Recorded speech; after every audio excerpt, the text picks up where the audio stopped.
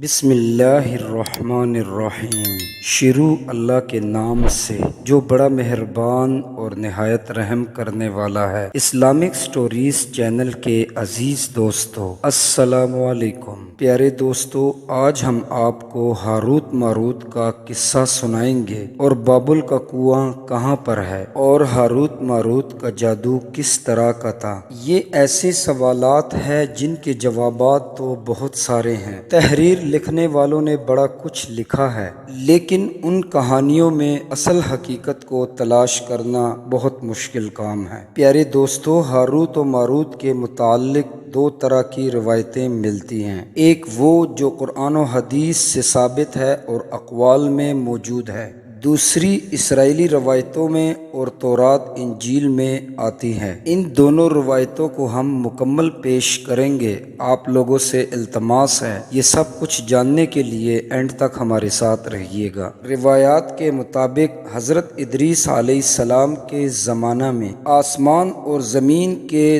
پردوں کو ہٹا دیا گیا تو فرشتوں نے زمین میں آباد انسانوں کو دیکھ کر بڑا تعجب کیا۔ وہ اللہ رب العزت سے کہنے لگے، اے رب کریم، ہم تو گناہوں کے قریب بھی نہیں جاتے اور یہ بنی آدم گناہوں میں اتنے زیادہ مبتلا ہے۔ اگر ان انسانوں کی جگہ پر ہم ہوتے تو کبھی تیری نافرمانی نہ کرتے۔ اس پر اللہ رب العزت فرمانے لگے کہ میں نے انسانوں کو غصہ اور شہوت دی ہے۔ اگر میں تم لوگوں کو یہ دو چیزیں دے دوں تو تم بھی گناہوں میں مبتلا ہو جاؤ گے۔ اس پر فرشتے کہنے لگے کہ اے رب، ہم ایسا کبھی نہیں کریں گے۔ اس کے بعد فرشتوں نے اپنی جماعت میں سے دو اہم ترین اور عبادت گزار فرشتوں کو چن لیا جن کا نام ہاروت و ماروت ہے۔ اللہ رب العزت نے ان میں انسانی شہوت اور غصہ ڈال کر زمین پر بھیج دیا۔ شہر بابل میں وہ دو انسانوں کی شکل میں داخل ہوئے اور قاضی کے کام پر فائز ہو گئے، جہاں وہ لوگوں کے درمیان فیصلے کیا کرتے تھے۔ ایک مرتبہ ان دو فرشتوں کے پاس ایک عورت اپنا مقدمہ لے کر آئی۔ وہ عورت کہنے لگی کہ اس کا شوہر اسے بہت پریشان کرتا رہتا ہے۔ ہاروت و ماروت نے جب اس عورت کے حسن کو دیکھا تو اس عورت پر فدا ہو گئے۔ ہاروت و ماروت نے اس عورت سے زنا کرنے کی خواہش کی۔ اس پر وہ عورت کہنے لگی، تمہاری خواہش تب پوری کروں گی جب تم بدھ کی پوجا شروع کر دو گے، یا تو تم شراب پیو گے یا میرے خاوند کو قتل کر دو گے۔ تو اس پر ہاروت و ماروت نے شراب کو پی لیا، ایک چھوٹا گناہ سمجھ کر۔ وہ اس نشے میں اتنے مبتلا ہوئے کہ دو اور کبیرہ گناہ کر بیٹھے۔ اس طرح سے اس عورت نے آسمان پر چڑھنے کا ان دو فرشتوں سے عمل بھی سیکھ لیا۔ جب وہ عورت اس عمل کے ذریعے آسمان پر پہنچی تو اللہ رب العزت نے اس عورت کو ایک ستارے کی شکل میں مسخ کر دیا۔ اس عورت کا نام زورا تھا، اس سیارے کا نام زہرہ دیا گیا۔ آج کل کے دور میں اس سیارے کو وینس کہا جاتا ہے۔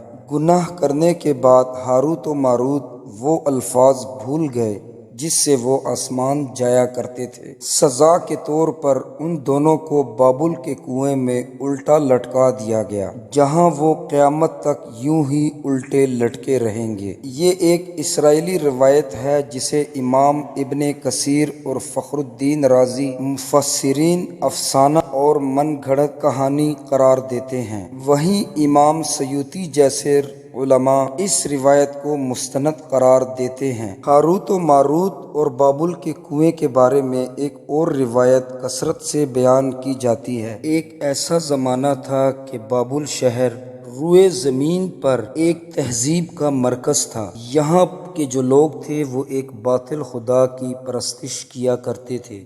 یہ لوگ اپنی قسمت کو ان سے وابستہ سمجھتے تھے اور یہ لوگ علم نجوم اور علم فلکیات میں بڑے ماہر تھے۔ وہ ستاروں کی پوجا بھی کیا کرتے تھے۔ یہ لوگ جادو اور منتر کو بہت اہمیت دیتے تھے۔ اس جادو اور منتر کے علم سے یہ لوگ معاشرے میں خوب فساد پھیلایا کرتے تھے۔ یہ لوگ اس کالے جادو میں بہت آگے بڑھ گئے۔ اس شہر میں بہت بڑے جادوگر بھی موجود تھے۔ ان کی تاریخی کتابوں میں جگہ جگہ پر جادو اور منتر نظر آتا ہے۔ ان لوگوں کا جادو بہت دور دور تک مشہور تھا۔ اس شہر کا باشندہ ہونا ہی ایک جادو سے کم نہیں تھا۔ جب حضرت سلیمان علیہ السلام کی حکومت آئی، آپ نے اس شہر کے لوگوں کو اس شرکیہ عمل سے روکا۔ ان لوگوں کی تمام کتابوں کو حضرت سلیمان علیہ السلام نے ایک جگہ پر جمع کر کے اپنی کرسی کے نیچے دفن کر دیا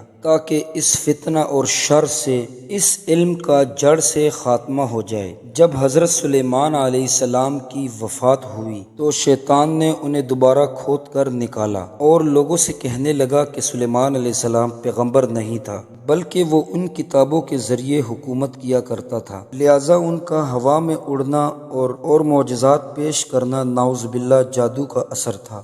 بنی اسرائیل نے اس کی پیروی کی، ان کتابوں کو دوبارہ پڑھنا شروع کر دی، لہٰذا دوبارہ وہ شر انگیز علم ان لوگوں میں سرایت کر گئی۔ اللہ رب العزت نے حضرت سلیمان علیہ السلام پر لگائے گئے الزام کی نفی کرتے ہوئے سورہ بقرہ میں ارشاد فرمایا ہے، اور انہوں نے اس چیز کی پیروی کی جو کہ شیطان سلیمان علیہ السلام کے بادشاہت کے وقت پڑھتے تھے، اور سلیمان نے کفر نہیں کیا تھا لیکن شیطانوں نے ہی کفر کیا۔ لوگوں کو جادو سکھاتے تھے اور اس چیز کی بھی جو شہر بابل میں ان میں ہاروت و ماروت دو فرشتوں پر اتارا گیا تھا، اور وہ کسی کو نہ سکھاتے تھے جب تک یہ نہ کہہ دیتے کہ ہم تو صرف آزمائش کے لیے ہیں، تو کافر نہ بن۔ جب یہ علم بابل میں عام ہو گیا، لوگوں کی تکلیف کا باعث بنا، تو اللہ رب العزت نے دو فرشتوں کو انسانی شکل میں معمور کیا کہ وہ جادو کو باطل اور ختم کرنے کا طریقہ انسانوں کو سکھائے تاکہ وہ جادوگروں کے فساد اور شر سے محفوظ رہ سکے۔ لیکن یہ تعلیمات کو غلط مقصد کے لیے بھی استعمال کیا جا سکتا تھا، لیکن وہ فرشتے لوگوں کو تنبیہ کیا کرتے تھے اور ان کے لیے کہتے تھے یہ تمہارے لیے ایک طرح کی آزمائش سے کم نہیں، لیکن اس کے باوجود وہ لوگ ایسے کاموں میں پڑ گئے جو کہ انسانوں کے لیے ایک نقصان کا باعث تھا۔ مختلف عربی داستانوں میں اس کنویں کا ذکر ملتا ہے جہاں کئی زیادہ لوگ پہنچے اور ہاروت و ماروت سے ملاقات کرنے کے بعد اس جادو کا علم بھی سیکھا، جبکہ بعض مورخین کا کہنا ہے کہ عراق کے شہر حلہ کے قریب ایک کھنڈر میں موجود قدیم کنواں ہے جہاں سے بابل شہر کی سرحد شروع ہوتی ہے۔ یہ اس کنویں کو ہی چاہے بابل قرار دیتے ہیں۔ پیارے دوستو، اس واقعے سے یہ سبق ہمیں ملتا ہے کہ جادو ایک شرکیہ عمل ہے، مگر اس کا استعمال شر پسندی اور فساد کے خاتمے کے لیے کیا جائے۔ اگر آپ لوگوں کو ہمارا واقعہ اچھا لگا ہو تو اسے لائک کر دیں اور شیئر کر دیں۔ ابھی کے لیے مجھے اجازت دیجیے، فی امان اللہ۔